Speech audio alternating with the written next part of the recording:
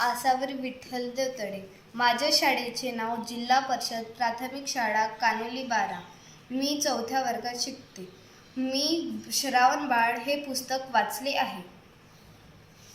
थोड्या समोर जाताच त्याला नदीचा पाण्याचा खडखडाट ऐकू येऊ लागला. तो वेगाने त्या दिशेने धावू लागला. नदीच्या तीरावर पोचून घड्यात पाणी भरू लागला. तसा बुडबुडत असा आवाज येऊ लागला. इतक्यात कुठून तरी एक बाण सणसणत आला व श्रावणाच्या छातीत घुसला.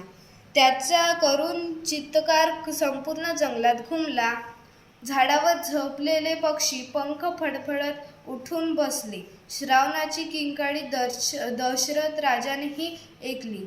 तो बाण त्यानेच सोडला होता. तो यावेळी एका झाडावर बसला होता.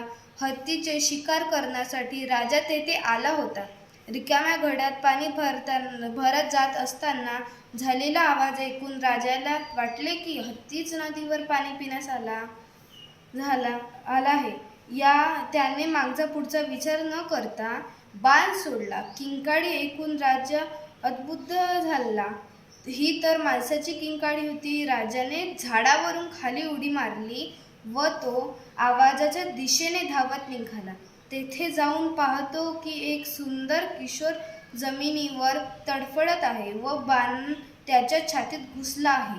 राजा ज्याला हत्ती समजला होता तो एक मानव, एक सुकुमार किशोर.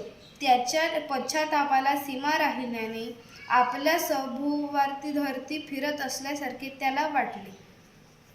या गोष्टीचे बोध श्रावणबाळ हा एक आज्ञाकारी पुत्र होता. तो आपल्या आईवडिलांची खूप सेवा करायचा. तो एके दिवशी आपल्या आईवडिलांना घेऊन तीर्थयात्रेला निघाला होता. वाटेत त्यांच्या आईवडिलांसाठी पाणी आणण्यासाठी श्रावणबाळ पाणीचा शोध घ्यायला लागला. त्याला नदी दिसली. तो तिथे थांबला आणि पाणी घेऊ लागला. परंतु तेवढ्यात पाण्याचा दशरथ राजाला ऐकू आला. दशरथ राजाने विचार न करता तो बाण सोडला आणि जेव्हा दशरथ राजाला कळले की आपण एका मनुष्याला बाण मारला तेव्हा त्याला खूप पश्चाताप झाला. राजा खूप हतबूत झाला. त्या एका सुकुमार बाळाला आपण मारलं आहे याचा त्याला खूप दुःख झाला. या पुस्तकातील मी हे वाचलं आहे.